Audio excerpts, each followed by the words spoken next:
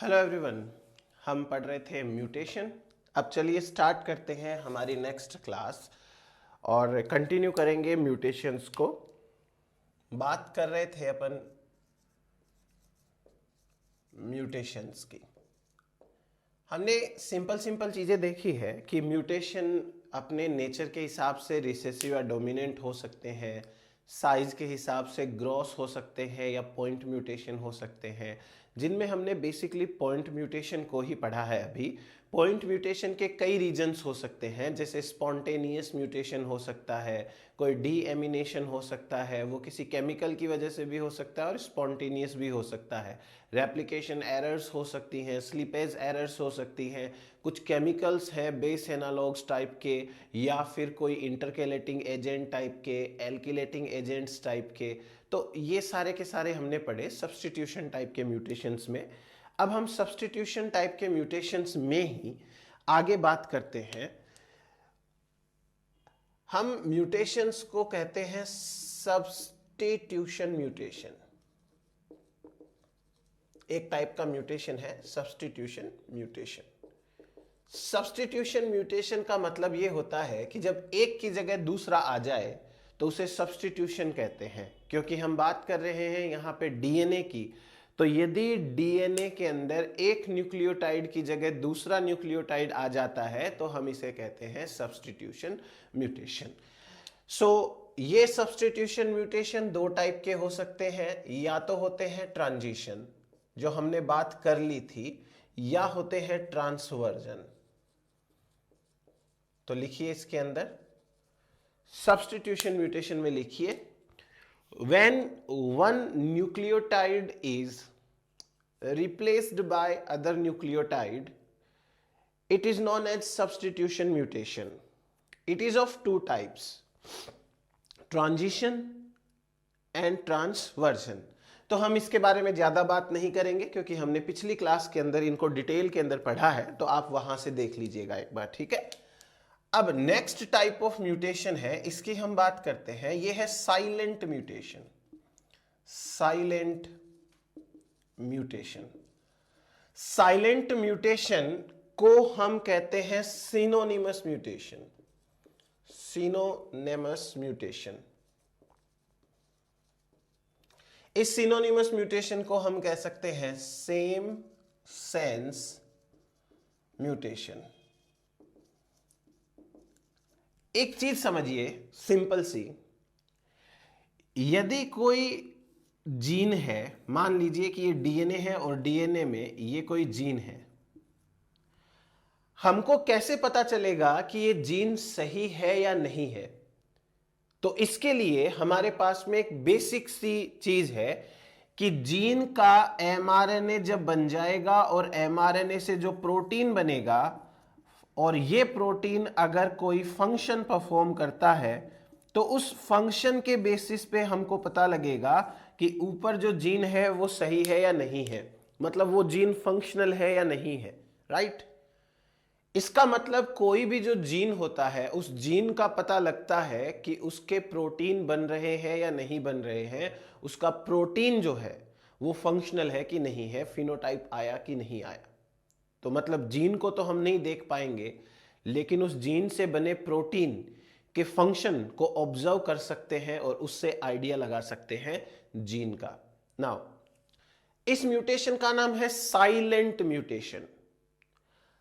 अगर जीन में चेंज हो भी जाए और अल्टीमेटली प्रोटीन में चेंज ना हो तो फंक्शन में चेंज नहीं होगा। इसका मतलब फंक्शन वही आएगा और हमको पता भी नहीं चलेगा कि डीएनए में तो म्यूटेशन हो गया है। हमको इस म्यूटेशन का पता तब चलेगा जब हम जीन को आइसोलेट करके उसका न्यूक्लियोटाइड सीक्वेंस जो है वो हम एक बार कंपेयर करें एक नॉर्मल जीन से। ऐसे म्यूटेशन को कहते हैं साइलेंट, जो चुपचाप डीएनए के अंदर हो गया है और फंक्शनल प्रोटीन बन गया है कि प्रोटीन में तो कुछ पता ही नहीं चला, वही है साइलेंट। अब दूसरा मीनिंग समझो, सिनोनिम्स या सेम सेंस। अगर डीएनए में चेंज होने से एमआरएनए के अंदर कोडोन बदल जाए, और हमको यह पता है कि कई सारे कोडोन्स ऐसे होते हैं जो सेम अमाइनो एसिड के लिए कोड करते हैं, कई सारे ऐसे होते हैं। तो इस केस में क्या हो रहा है यहां पे कि जीन में चेंज आएगा, उससे एमआरएनए में कोडोन भी चेंज होगा, लेकिन उसके बावजूद जो नया कोडोन है वो नया कोडोन भी वही अमाइनो एसिड बनाएगा। तो अल्टीमेटली वापस से हमको पता नहीं चला कि क्या हुआ। देखिए फॉर एग्जाम्पल आप समझिए कि एक डीएनए के अंदर कहीं पर यह कंडीशन है,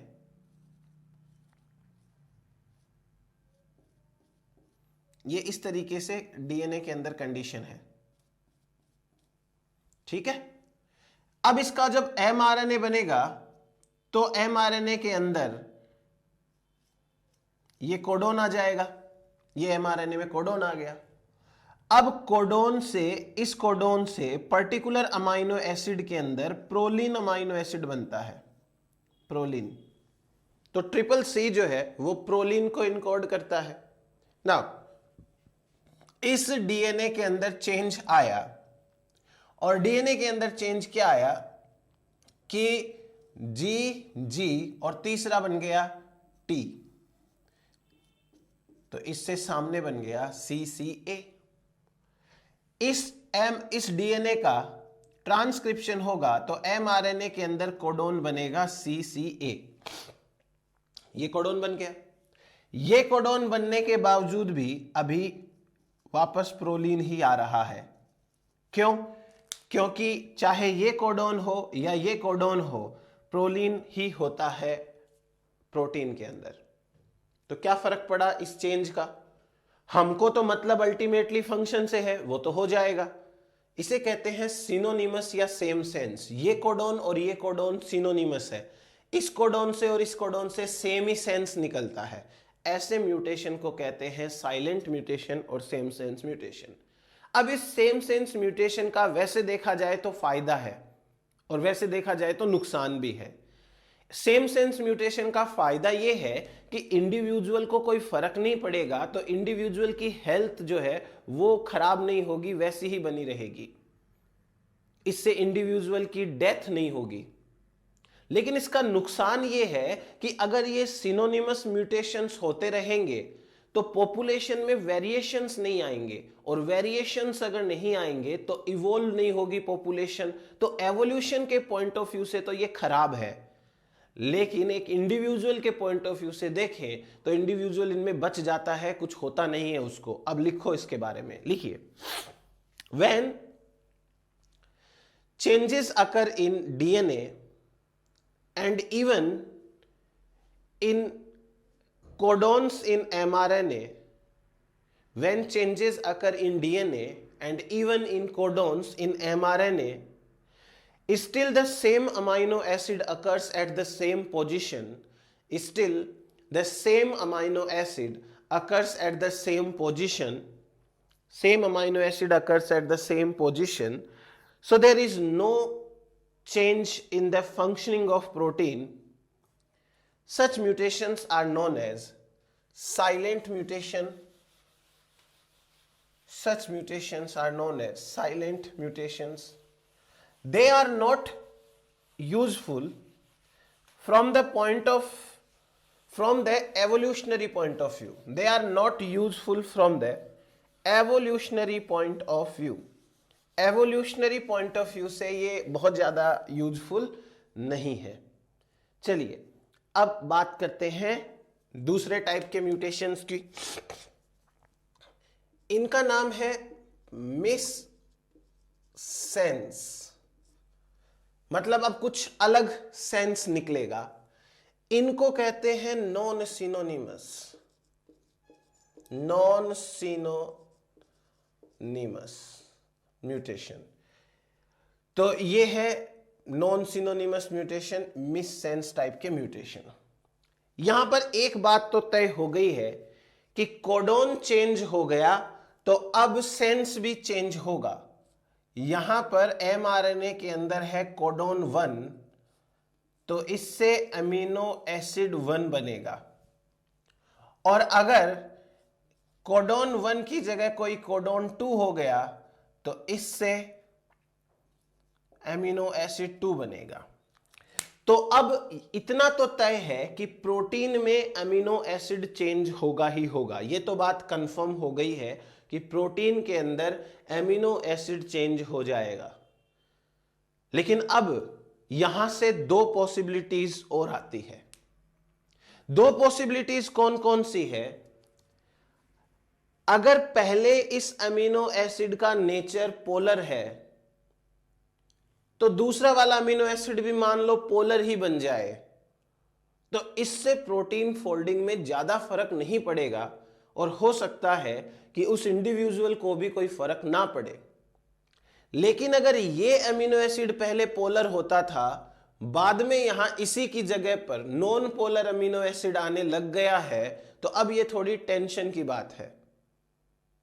तो हो सकता है कि चेंज होने से पोलर अमीनो एसिड की जगह पोलर अमीनो एसिड आ जाए या नॉन पोलर अमीनो एसिड की जगह नॉन पोलर अमीनो एसिड आ जाए। ऐसे म्यूटेशन को हम कहेंगे कंजर्व्ड म्यूटेशन, जहां प्रोटीन का फंक्शन कंजर्व्ड रहता है कि पहले जो प्रोटीन फंक्शन करता था वो फंक्शन अभी भी कर सकता है क्योंकि फोल्डिंग है, वो कंजर्व्ड है। लेकिन अगर ऐसा हो जाए कि नॉन पोलर की जगह पोलर आ जाए या पोलर की जगह नॉन पोलर आ जाए तो वहां दिक्कत आती है। पहले तो इसमें कुछ लिखिए due to change in codon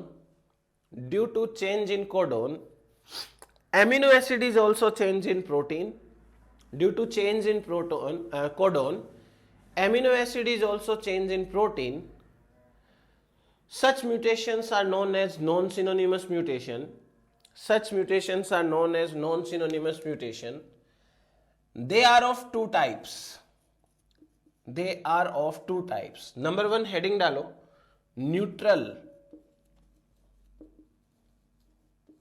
neutral को कहते हैं कंजर्व्ड म्यूटेशन। न्यूट्रल म्यूटेशन या कंजर्व्ड म्यूटेशन क्या होते हैं?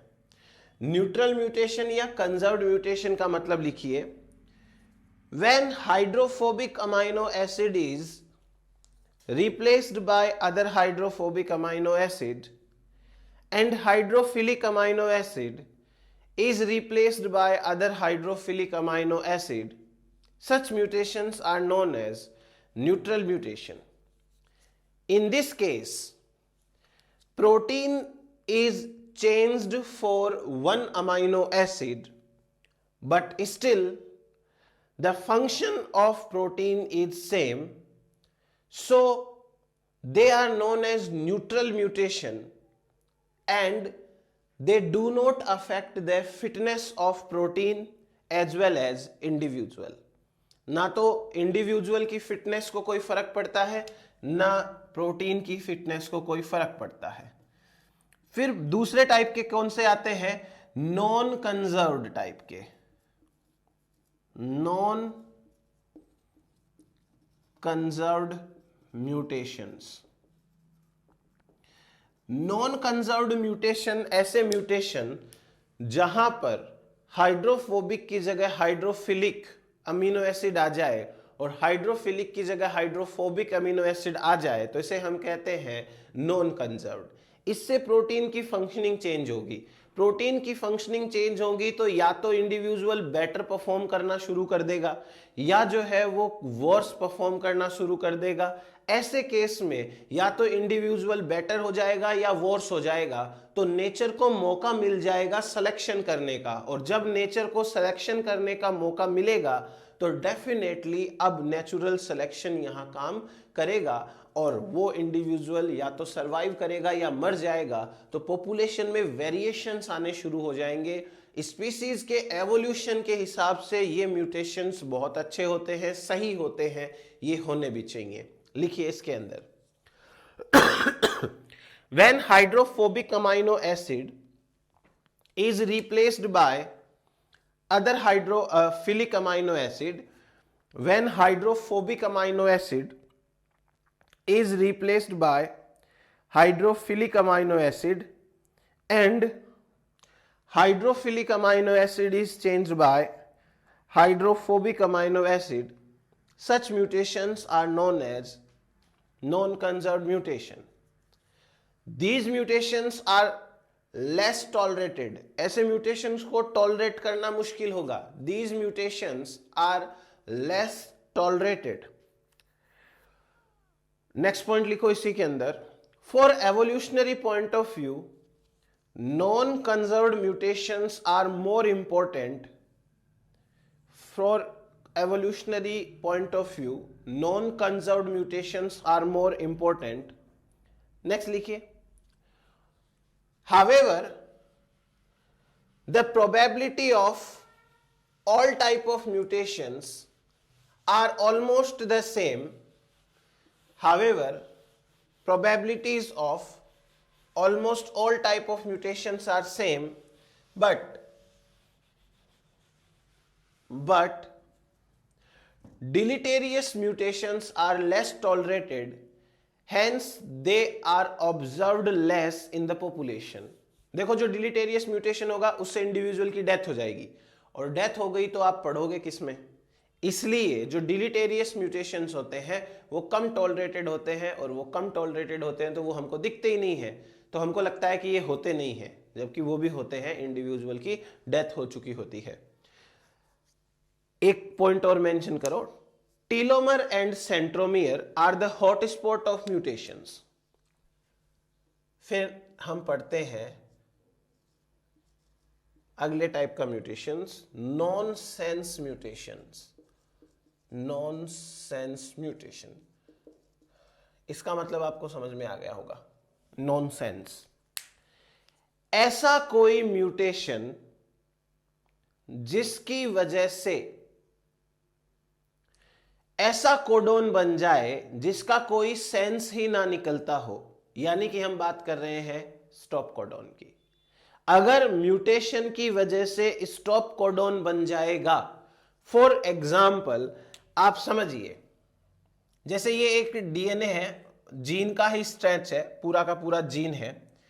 इस जीन के स्ट्रेच में यहां पर ए है, यहां पर टी है, और मान लीजिए यहां पर जो है वो टी है, या अपन ले लेते हैं यहां पर सी है. ठीक है, तो इसके सामने टी ए जी होगा. अब ये टी ए जी है, जब mRNA बनेगा तो ए के सामने यू, टी के सामने ए, सी के सामने जी, ये बन गया एक स्टॉप कोडॉन. अगर ये स्टॉप कोडॉन बन जाए तो आगे स्ट्रेच का जो है ट्रांसलेशन ही नहीं हो पाएगा, यहां तक ट्रांसलेशन होके रुक जाएगा. इसे कहते हैं नॉनसेंस म्यूटेशन. नॉनसेंस म्यूटेशन का मतलब यह हुआ कि जब कोडोन में कोई स्टॉप कोडोन बन जाए तो उसे नॉनसेंस म्यूटेशन कहते हैं. लिखिए, a mutation due to which a stop codon is generated is known as nonsense mutation. They are of three types. तीन टाइप के होते हैं. एक होता है अंबर म्यूटेशन. अंबर म्यूटेशन, इसको अंबर स्टॉप कोडोन भी बोल सकते हैं. ये होता है UAG जो यहां लिखा है, अगर ये आ जाए तो इसको अंबर कहते हैं. एक होता है ऑचर. ऑचर म्यूटेशन, ऑचर म्यूटेशन होता है UAA. एक होता है ओपल म्यूटेशन. ओपल म्यूटेशन होता है, उसमें आता है UGA. तो ये तीन टाइप के जो म्यूटेशंस हैं इन्हें हम कहते हैं नॉनसेंस म्यूटेशंस. नेक्स्ट बात करते हैं फ्रेम शिफ्ट म्यूटेशंस की. यहां पर जितना रिक्वायर्ड है मैं उतना ही बता रहा हूं. आगे जब हम mRNA पढ़ेंगे, मॉलिक्यूलर बायोलॉजी पढ़ेंगे, तो उसके अकॉर्डिंग हम कोशिश करेंगे. फ्रेम शिफ्ट म्यूटेशन क्या है?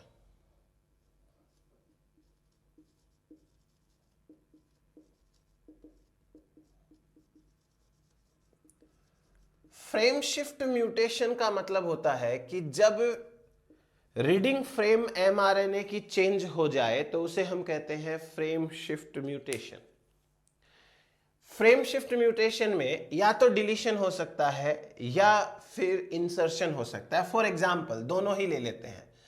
मान लीजिए कि यहां से कोई AUG, ये एक स्टार्टिंग कोडोन है।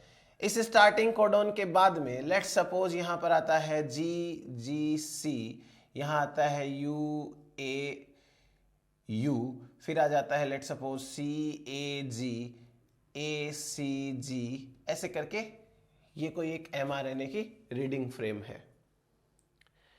अगर हम यहां पर एक न्यूक्लियोटाइड या दो न्यूक्लियोटाइड का डिलीशन करा दें या इंसर्शन करा दें तो क्या हो सकता है। एक बार बात करते हैं डिलीशन की। कहीं पर भी डिलीशन करा दीजिए, AUG, अब सपोज ये वाला G है वो डिलीट हो गया तो आगे बन गया GC, UAU, CAG और ACG। यहां एक था वो डिलीट हो गया। अब इंसर्शन की बात करें और वहीं पर इंसर्शन करा देते हैं। चलो AUG अपनी जगह पर है, फिर मान लीजिए यहां पर हमने इंसर्शन करा दिया A का, फिर GGC आ गया, उसके बाद में UAU आ गया, CAG आ गया, फिर ACG आ गया। ये बन गया इंसर्शन या डिलीशन की वजह से। इधर एक न्यूक्लियोटाइड कम हो गया, उधर एक न्यूक्लियोटाइड बढ़ गया। फिर क्या हुआ देखिए, अगर हम नॉर्मल mRNA को रीड करें तो पहला अमाइनो एसिड, दूसरा अमाइनो एसिड, तीसरा अमाइनो एसिड, चौथा अमाइनो एसिड और पांचवा अमाइनो एसिड। AUG का अमाइनो एसिड बनेगा, GGC का बनेगा, UAU का बनेगा, उसके बाद में अमीनो एसिड बनेगा हमारा CAG का, फिर ACG का। लेकिन डिलीशन की वजह से अब AUG तो AUG है, लेकिन जो GGC था वो कोडोन ना होके GCU कोडोन हो जाएगा। अगला कोडोन AUC हो जाएगा, अगला AGA हो जाएगा और फिर ये दो से कुछ भी नहीं बनेगा। इसका मतलब यहां पर 4 अमाइनो एसिड ही हो गए, शॉर्ट हो गया पॉलीपेप्टाइड। और ऐसे में हो सकता है कि कोई स्टॉप कोडोन ही बन जाए। वैसे ही यहां AUG का सही है, बट जो पहले GGC था अब AGG है, फिर CUA है, UCA है, GAC है। तो यहां बनने को 5 अमाइनो एसिड बनेंगे, लेकिन इनकी फ्रेम चेंज हो गई है ना। दूसरा कोडोन था GGC, यहां दूसरा कोडोन है GCU, यहां दूसरा कोडोन है AGG। ये होता है। अगर एक न्यूक्लियोटाइड या दो न्यूक्लियोटाइड का डिलीशन इंसर्शन होता है तो वो थोड़ा ज्यादा खराब होता है। अगर 3 न्यूक्लियोटाइड्स एक साथ डिलीट होते हैं या फिर इंसर्ट होते हैं तो प्रोटीन में एक अमीनो एसिड का फर्क पड़ता है। होने को तो देखो कुछ भी हो सकता है। एक न्यूक्लियोटाइड के इंसर्ट होने से या डिलीट होने से हो सकता है कि पूरी की पूरी रीडिंग फ्रेम है वो रीड ही ना की जाए। ऐसा भी हो सकता है कोई फर्क ही नहीं पड़ा, क्योंकि पूरा जो प्रोटीन होता है वो पूरा प्रोटीन जब फोल्ड होता है तो फोल्डेड प्रोटीन में कुछ साइट्स होती हैं जो एक्चुअली फंक्शनल होती है। बाकी पूरा का पूरा प्रोटीन फोल्डेड स्टेट में फंक्शनल थोड़ी ना होता। उसके सारे अमाइनो एसिड्स जो हैं वो इंटरेक्ट नहीं करते हैं सबस्ट्रेट के साथ। तो जब कोई ऐसे अमाइनो एसिड में चेंज आए जो एक्टिव साइट का पार्ट हो या सबस्ट्रेट के साथ बाइंड कर रहा हो या कोफैक्टर के साथ बाइंड कर रहा हो, तब तो इफेक्ट बहुत डिलीटेरियस होते हैं। लेकिन ऐसा ना हो तो इफेक्ट डिलीटेरियस नहीं भी होते। तो फ्रेम शिफ्ट म्यूटेशन में आप ये समझें कि रीडिंग फ्रेम चेंज हो जाती है। रीडिंग फ्रेम के चेंज होने से हो सकता है बहुत खराब फर्क पड़े, हो सकता है कुछ भी फर्क ना पड़े। इन जनरल एक या दो न्यूक्लियोटाइड जब चेंज होते हैं तब डिलीटेरियस इफेक्ट ज्यादा होते हैं। 3 न्यूक्लियोटाइड चेंज होते हैं तो इसका मतलब एक कोडोन या तो एक्स्ट्रा हो जाता है या कम हो जाता है। इससे उतना ज्यादा फर्क नहीं पड़ता और पड़ भी सकता है। चलिए लिखिए, it is also known as, it is also known as reading frame mutation इसको रीडिंग फ्रेम म्यूटेशन भी बोलते हैं। If one or two nucleotides are added or deleted from the open reading frame, it leads to frame shift mutation. Due to this mutation, the reading frame is changed for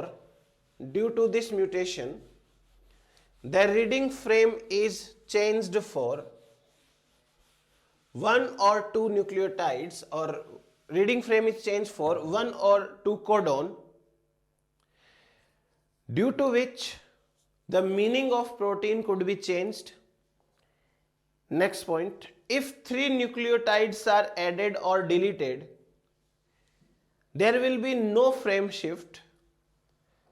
Such reading frame is known as in frame. मतलब एक codon कम हो गया या ज्यादा हो गया तो at least reading frame है वो चेंज नहीं होगी, इन फ्रेम होगी। नेक्स्ट लिखिए, in case of in frame A meaningful peptide is formed which is change for one or two amino acid. Next समझिए, इंडेल म्यूटेशन। इंडेल म्यूटेशन का मतलब क्या है? देखो, इंडेल, इनका मतलब होता है इंसर्शन, डेल का मतलब होता है डिलीशन। अगर ऐसा हो जाए कि एक रीडिंग फ्रेम में एक जगह पर इंसर्शन हो और दूसरी जगह पर डिलीशन हो, जैसे ये कोई एमआरएनए है, इस एमआरएनए में मान लो यहां पर कोई न्यूक्लियोटाइड इन हो गया, इंसर्ट हो गया, तो ये तो हो गया इन, और यहां से कोई जो है वो न्यूक्लियोटाइड डिलीट हो गया, ये हो गया डेल। इसे कहते हैं इंडेल म्यूटेशन। जहां पर इंसर्ट हुआ है, जहां डिलीट हुआ है, वहां तक का फ्रेम है वो चेंज हो जाता है। यहां पर आपको चेंजेस देखने को मिलेंगे, इससे पहले का और इसके बाद का फ्रेम चेंज नहीं होता है। इसे कहते हैं इंडेल म्यूटेशन। या तो दो इंसर्ट हो जाए, दो डिलीट हो जाए, एक इंसर्ट हो जाए, एक डिलीट हो जाए, तीन इंसर्ट हो जाए, तीन डिलीट हो जाए, तो उसे हम कहते हैं इंडेल म्यूटेशन। क्योंकि एक जगह पर कम होगा तो आगे कहीं बढ़ जाएगा तो वापस से सेम हो जाएगा। लिखिए, when one or two nucleotides are inserted at one position and one or two nucleotides are deleted from other position, such mutation is known as indel mutation. Next point लिखिए, the stretch between insertion and deletion, is changed while both sides remain unaffected. बाकी की sides है वो unaffected रहती है, इसको हम कहते हैं इंडेल म्यूटेशन।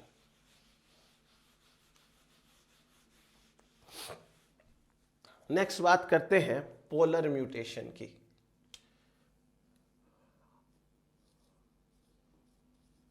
पोलर म्यूटेशन, इस म्यूटेशन की खास बात, पोलर म्यूटेशन बेसिकली होता है प्रोकैरियोट्स में। देखिए, प्रोकैरियोट्स के अंदर क्या होता है कि जो डीएनए है वो छोटा सा डीएनए है, और इस डीएनए के अंदर एक प्रमोटर के नीचे कई सारे जीन जो होते हैं वो लगे हुए होते हैं। तो जब कभी भी हम बात करते हैं इस प्रोकैरियोट डीएनए की, तो प्रोकैरियोट डीएनए के अंदर ये तो है प्रमोटर, P4 प्रमोटर, प्रमोटर के नीचे ये ए जीन है, ये बी जीन है, ये सी जीन है, ABC 3 जीन है। तो जब mRNA बनेगा तो mRNA के अंदर ये ए जीन का mRNA, ये बी जीन का mRNA, ये सी जीन का mRNA, ठीक है, इसको कहते हैं पॉलीसिस्ट्रोनिक एमआरएनए। पॉलीसिस्ट्रोनिक एमआरएनए, राइट, इसे कहेंगे पॉलीसिस्ट्रोनिक एमआरएनए। और जब इसका ट्रांसलेशन होगा तो ये ए का प्रोटीन बन गया, ये बी का प्रोटीन बन गया, ये सी का प्रोटीन बन गया, तो प्रोटीन इनके अलग अलग बन जाते हैं। नाउ पोलर म्यूटेशन का मतलब क्या? इसका मतलब अगर ए जीन में मान लीजिए यहां पर म्यूटेशन हो जाए और यहां पर स्टॉप कोडॉन बन जाए, म्यूटेशन हो गया और स्टॉप कोडॉन बन गया, तो इस म्यूटेशन की वजह से, स्टॉप कोडॉन की वजह से जो राइबोसोम है वो तो यहीं पर आकर रुक जाएंगे और वो तो कहेंगे कि हम तो आगे नहीं बढ़ सकते क्योंकि यहां स्टॉप कोडॉन आ गया। ए जीन के अंदर स्टॉप कोडॉन आने से इतना सा प्रोटीन है उसका तो सिंथेसिस होगा, आगे वाले जीन जो नॉर्मल है उनका तो सिंथेसिस भी नहीं होगा प्रोटीन। ये तो एमआरएनए बिल्कुल नॉर्मल है, इनमें तो कहीं म्यूटेशन हुआ ही नहीं है, उसके बावजूद भी इन दोनों का एक्सप्रेशन नहीं होगा। ऐसे म्यूटेशन को कहते हैं पोलर म्यूटेशन। पोलर म्यूटेशन हमेशा पॉलीसिस्ट्रोनिक एमआरएनए में ही होता है। पॉलीसिस्ट्रोनिक एमआरएनए प्रोकैरियोट्स वाले डीएनए से बनता है, जहां एक ही प्रमोटर के नीचे कई सारे स्ट्रक्चरल जीन्स प्रेजेंट होते हैं। अब ऐसा है कि जिस जीन के अंदर स्टॉप कोडॉन बनेगा उस जीन का ट्रांसलेशन तो रुकेगा ही रुकेगा और उसके डाउन स्ट्रीम में जो जीन्स होंगे उनका ट्रांसलेशन और रुकेगा, मतलब उसके डाउन स्ट्रीम में जो एमआरएनए होंगे उनका ट्रांसलेशन और रुकेगा। ऐसे म्यूटेशन को कहते हैं पोलर म्यूटेशन। ये एक टाइप का नॉनसेंस म्यूटेशन ही है, लेकिन ये पॉलीसिस्ट्रोनिक एमआरएनए में है इसलिए पोलर म्यूटेशन कहते हैं। लिखिए इसमें, a mutation which affects the mutant gene as well as all the genes present in its downstream. For such mutations, polycistronic condition is must. For such mutations, polycistronic condition is must. It is a kind of nonsense mutation where stop codon is generated in polycistronic mRNA. इसको कहते हैं हम polar mutation. अब दो type के mutation एक साथ पढ़ते हैं। एक होता है फॉरवर्ड म्यूटेशन और एक होता है बैकवर्ड म्यूटेशन।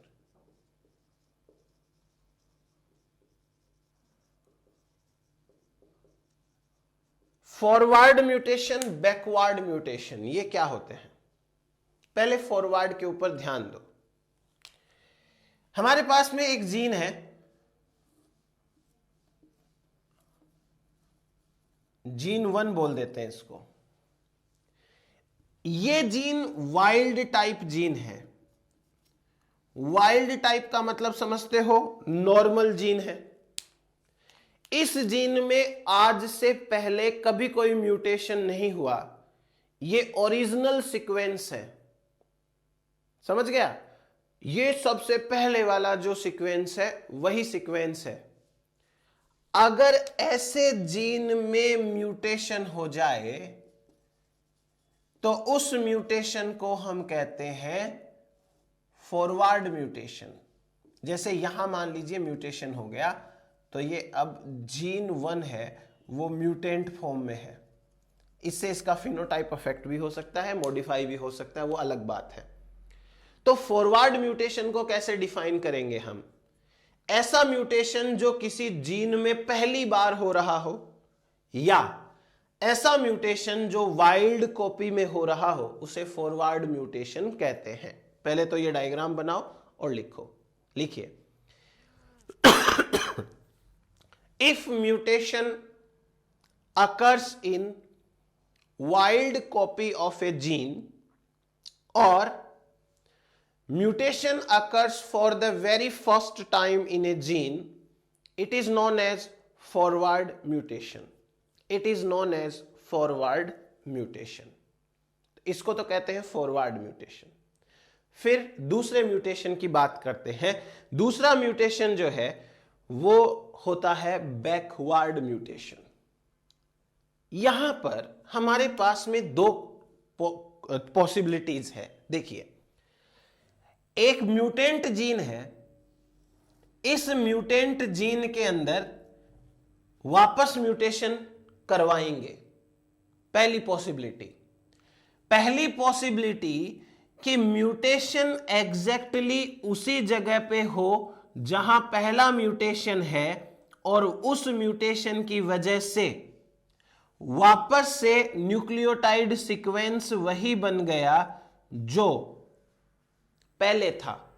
मतलब जहां पर पहले चेंज आया था, लेट सपोज यहां पर पहले चेंज आया तो ये ऐसा स्टार बन गया, अब वापस से ये स्क्वायर बन गया। इसको कहते हैं बैक म्यूटेशन।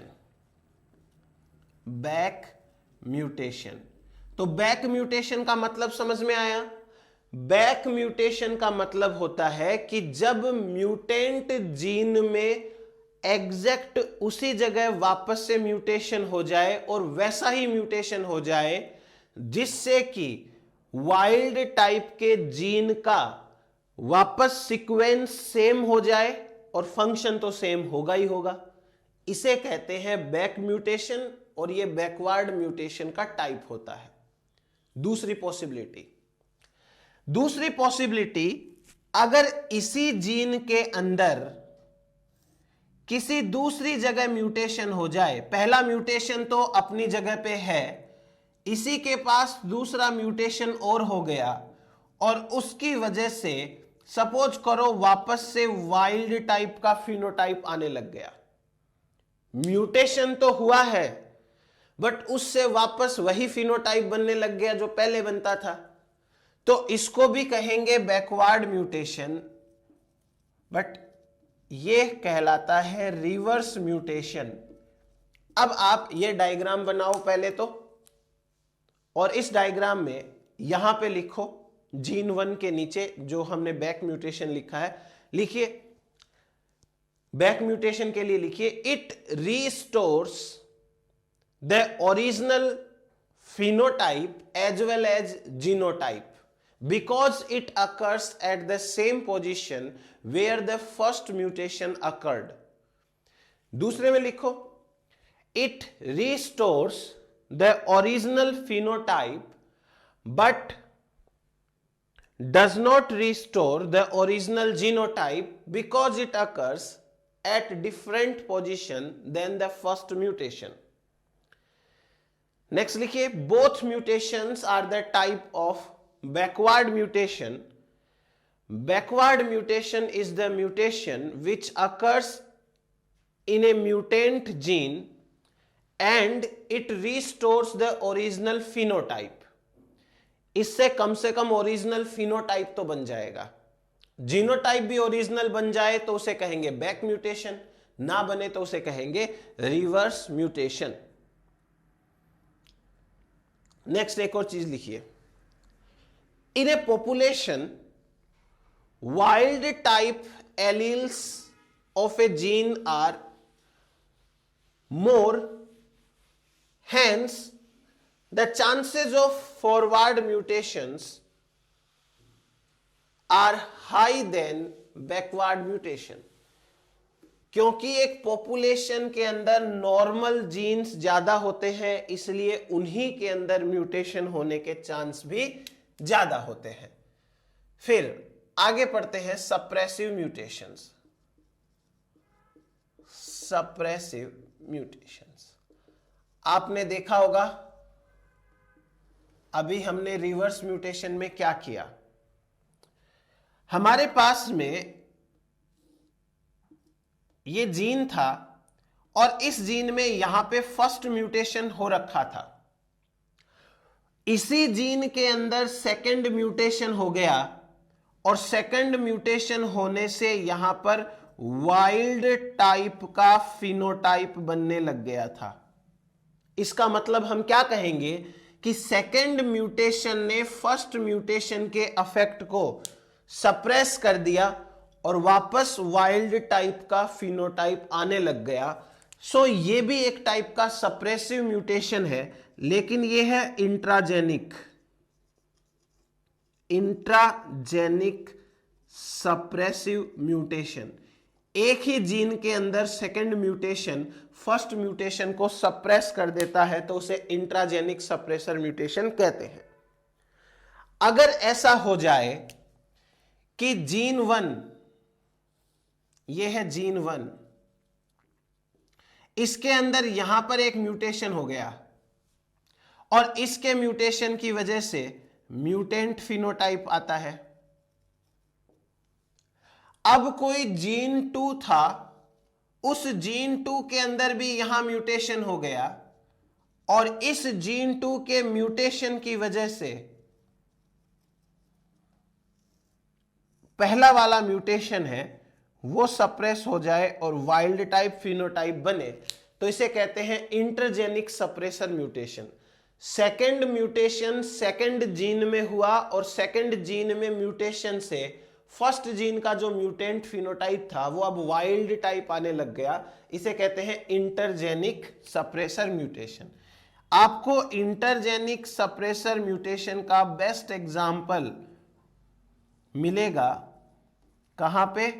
सप्रेसर टीआरएनए के अंदर।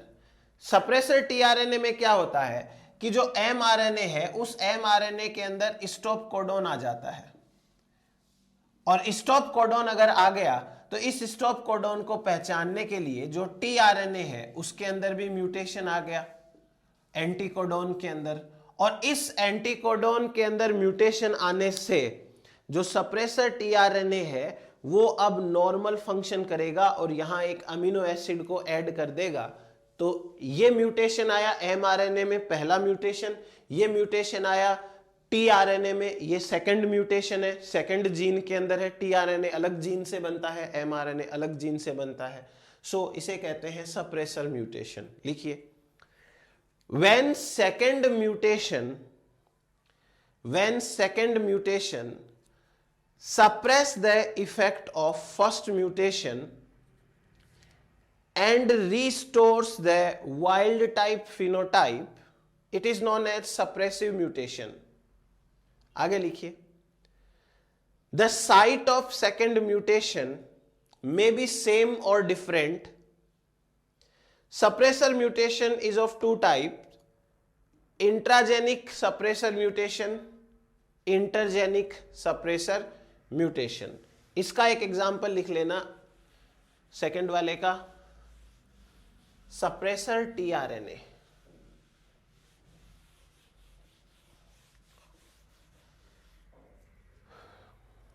तो ये हो गए हमारे पास में point mutations complete.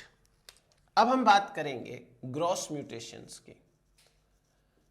Gross mutations ऐसे म्यूटेशंस होते हैं जो साइज में इनफ साइज के हैं कि इनको माइक्रोस्कोप के नीचे भी देखें तो आसानी से एक बार ये तो समझ में आएगा कि नॉर्मल क्रोमोसोम नहीं है ये। इसे हम कहते हैं ग्रॉस म्यूटेशन। लिखिए definition, these mutations are of large sized, hence they are easily visible under microscope.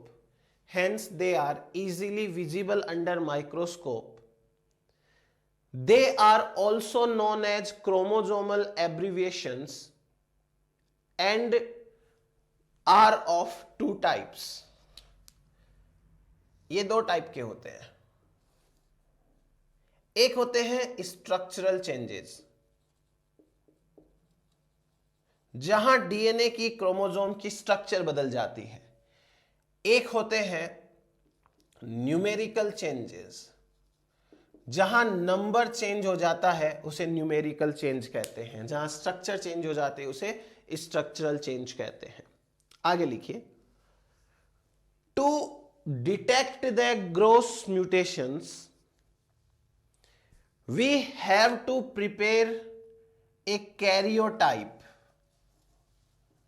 of the affected individual, and then we have to compare it with normal karyotype. अब यहां से हमारे पास में एक नया कॉन्सेप्ट और आ रहा है कैरियोटाइप का।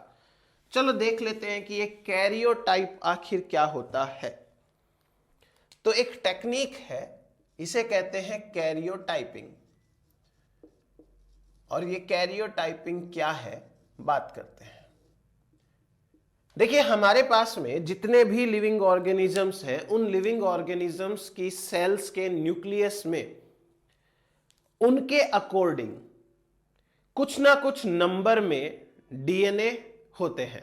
जैसे ह्यूमन बीइंग में 46 होते हैं, 46 ओनियन के अंदर जो है वो 16 होते हैं, पी के अंदर 14 होते हैं, ड्रोसोफिला में 8 होते हैं, ऐसे करके सब में अलग अलग होते हैं। अब इन सारे डीएनए को अगर आप देखोगे तो आपको एक बात पता चलेगी कि इन सभी डीएनए की दो दो कॉपी प्रेजेंट है, क्योंकि डिप्लॉइड ऑर्गेनिज्म है। एक कॉपी फादर से आती है, एक कॉपी मदर से आती है। फादर और मदर से आने वाली इन कॉपीज की बात करें अगर, तो ये लेंथ वाइज अलग अलग होती है। एक होता है सबसे लंबा डीएनए, फिर उससे छोटा, फिर उससे छोटा, फिर उससे छोटा, फिर उससे छोटा, ऐसे ऐसे करके। तो हमारे पास में एक टेक्निक है जिससे हम यहां कैरियोटाइपिंग करेंगे।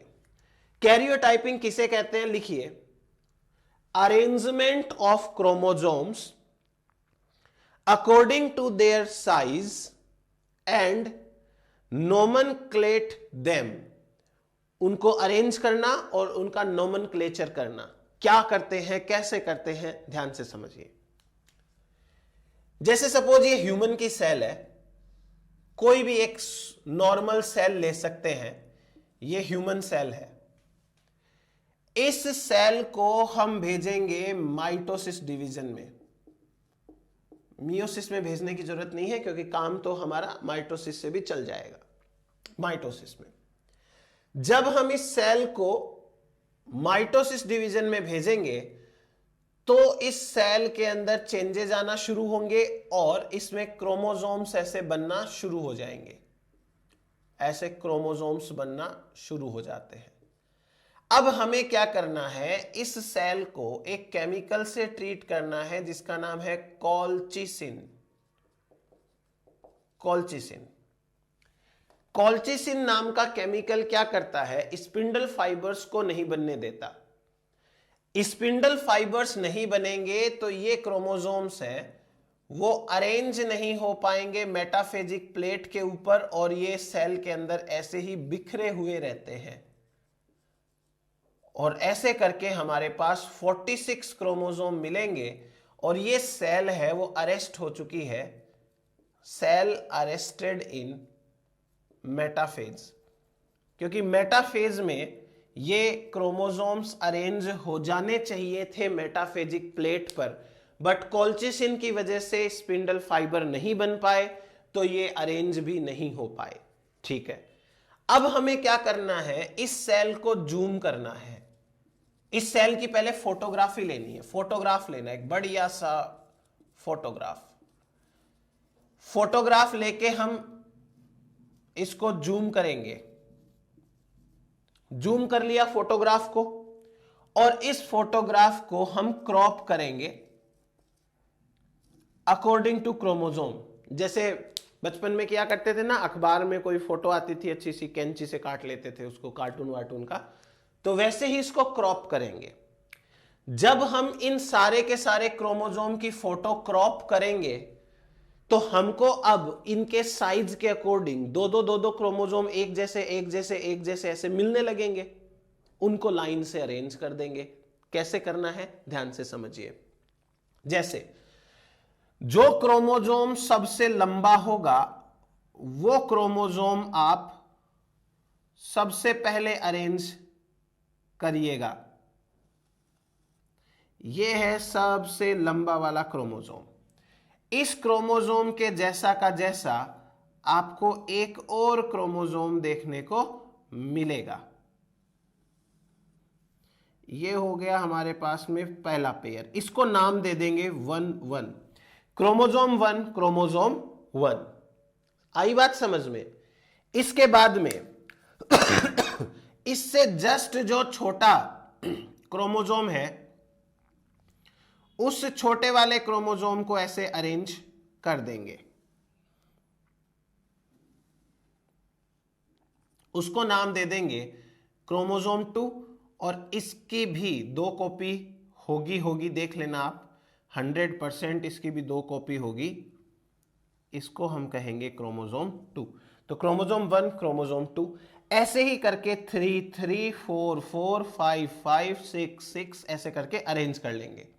तो लास्ट में जाके 22 वाला पेयर आ जाएगा, और x और y को सबसे लास्ट में लिखते हैं। XX मान लो या XY मान लो, XX कर दो या XY मान लो, इसको सबसे लास्ट में अरेंज करेंगे। इसे कहते हैं कैरियोटाइपिंग करना। अब मान लीजिए कि एक इंसान ऐसा है जिसके फर्स्ट क्रोमोजोम में डिलीशन हो गया और उसका फर्स्ट क्रोमोजोम थोड़ा छोटा हो गया।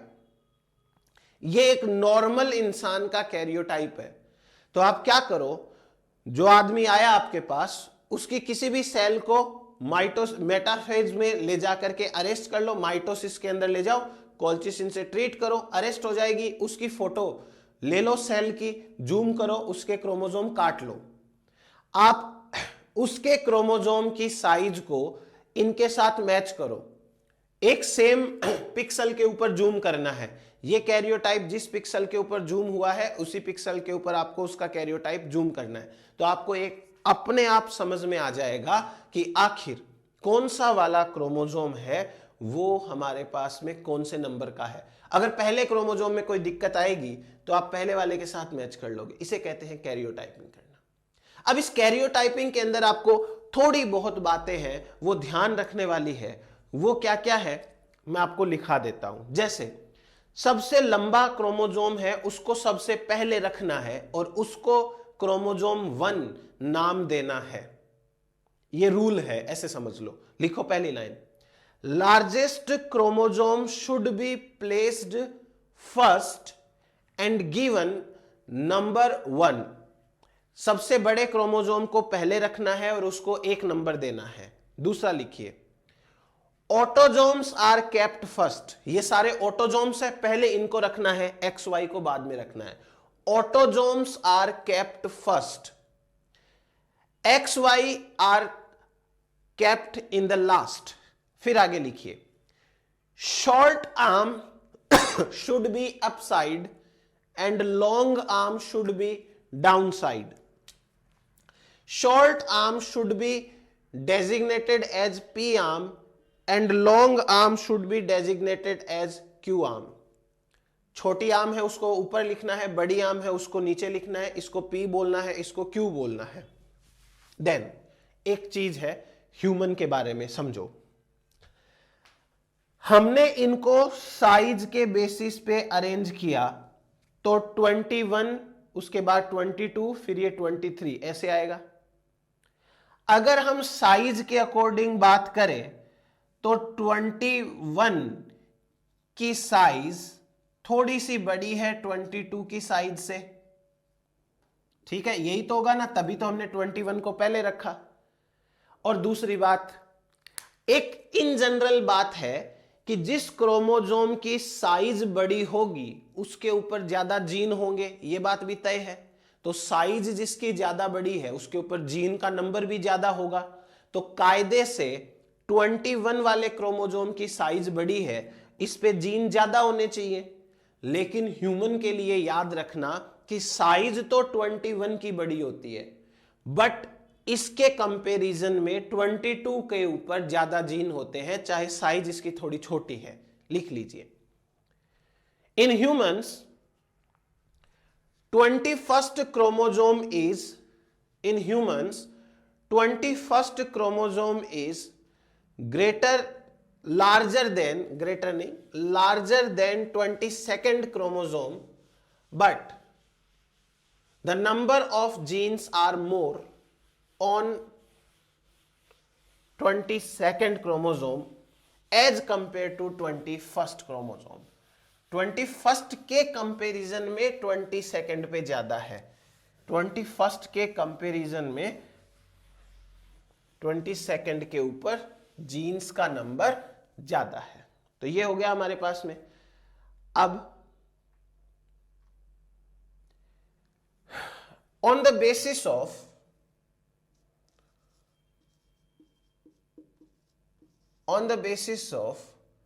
P by Q ratio 4 type के क्रोमोसोम्स होते हैं।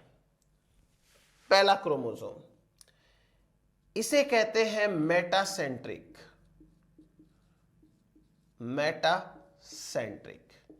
यानी जब सेंट्रोमियर एग्जैक्ट बीच में हो, जब P और Q आर्म की लेंथ बराबर हो, तो ऐसे में सेंट्रोमियर बिल्कुल बीच में होगा, दोनों लेंथ सेम होगी, और इस क्रोमोसोम को हम वी क्रोमोसोम बोल सकते हैं, वी के जैसा बन जाएगा। इसे कहते हैं metacentric, when centromere is present in the middle. दूसरा, सब मेटासेंट्रिक।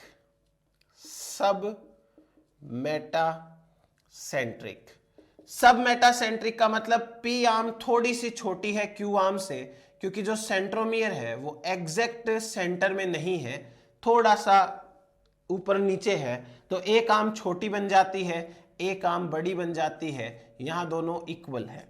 ऐसे में ये जो हमारे पास में क्रोमोसोम बनेगा वो एल शेप का क्रोमोसोम कहलाता है। ये सब मेटासेंट्रिक है।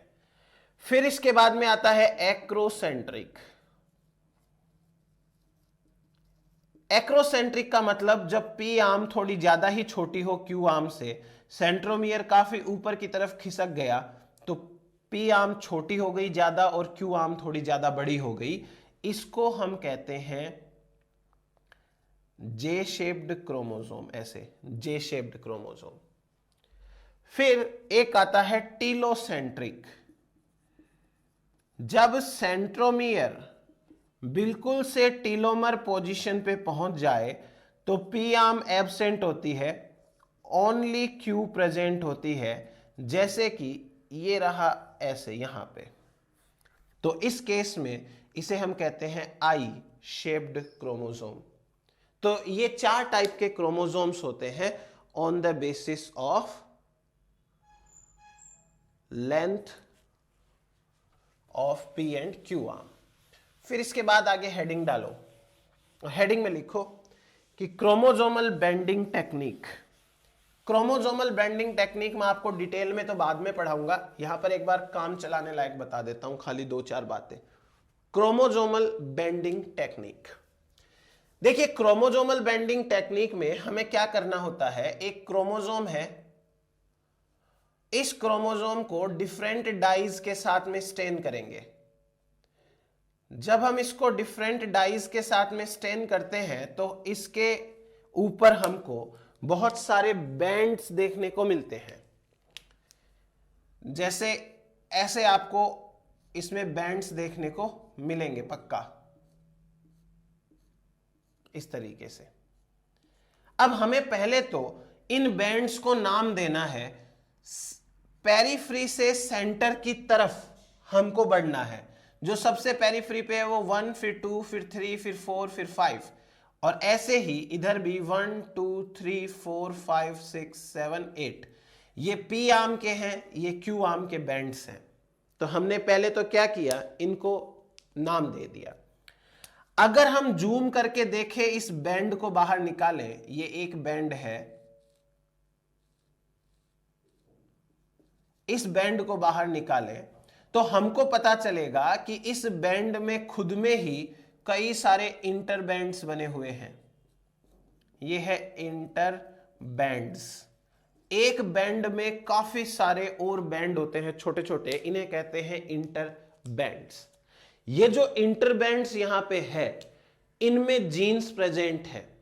तो अब हमको एग्जैक्ट पता लग जाएगा कि हम कौन से वाले जीन की पोजीशन को हम क्या बोल सकते हैं।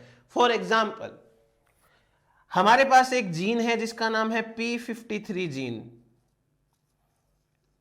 P53 जीन की लोकेशन देखिए क्या होती है जीनोम में, 17 नंबर का क्रोमोसोम, तो क्रोमोसोम नंबर मान लो ये 17 है। 17 क्रोमोसोम की क्यू आर्म है, तो अब आप सोचो कि आपके दिमाग में कहां पर पोजीशन है क्यू आर्म। इस क्यू आर्म का सेकंड नंबर का बैंड है। सेकंड बैंड कहां है? क्यू आर्म के ऊपर, ये रहा। इस सेकंड बैंड में सेकंड इंटरबैंड है। इन इंटरबैंड को भी हमको ऐसे ही नोमेनक्लेट करना है, पेरीफ्री से सेंटर की तरफ। अगर ये क्यू आर्म के हैं तो इधर पेरीफ्री है, तो 1 2 3 4। ये पी आर्म के होते तो ऊपर से 1 2 3 4।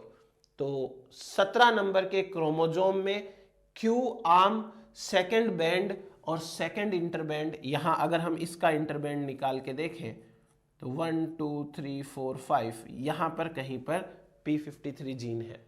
इसको हम कहते हैं क्रोमोसोमल बेंडिंग टेक्निक। और ये क्रोमोसोमल बेंडिंग टेक्निक जो होती है उससे हमको पता लग जाता है जीन की position.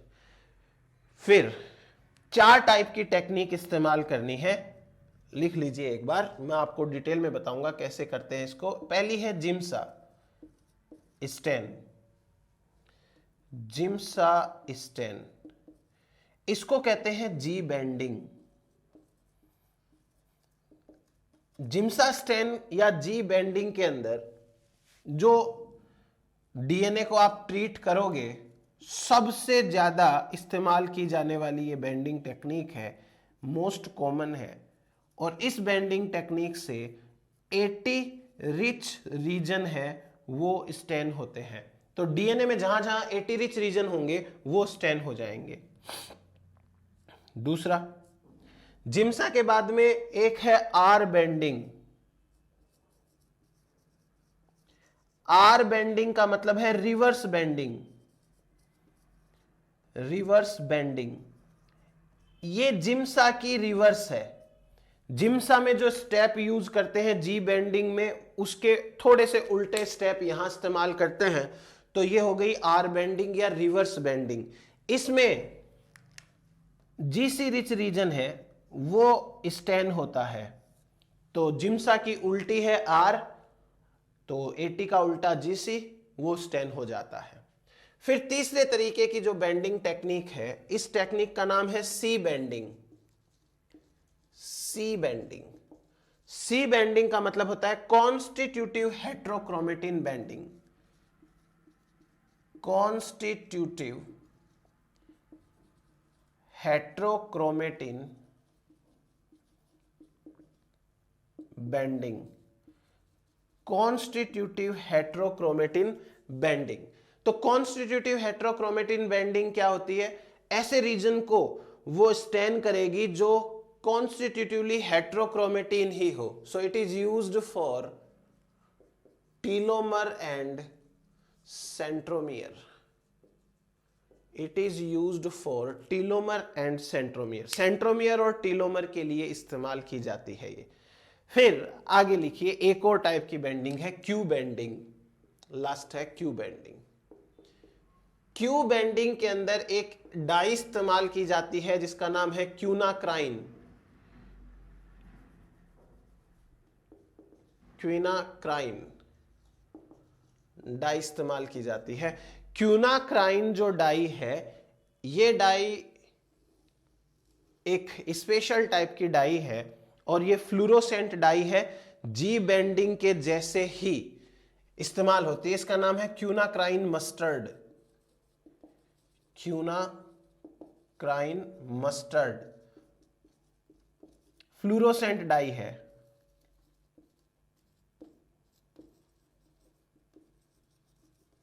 It is also similar to G bending, used to stain 80 rich region। तो ये हमारे पास में हो गया कौन कौन सी बेंडिंग टेक्निक इस्तेमाल करते हैं उसके बारे में बातें। तो देखो आज की क्लास में इतना ही पढ़ेंगे, क्योंकि अगला जो टॉपिक है वो स्टार्ट होगा हमारा स्ट्रक्चरल चेंजेस का। स्ट्रक्चरल चेंजेस में डिलीशन आता है, डुप्लीकेशन आता है, ये सारी चीजें आती है। तो वो मैं आपको आराम से डिटेल से पढ़ाऊंगा। तो आज आप इतना करके देखिए, उसके बाद में अपन नेक्स्ट क्लास के अंदर पढ़ेंगे। चलो, थैंक यू सो मच।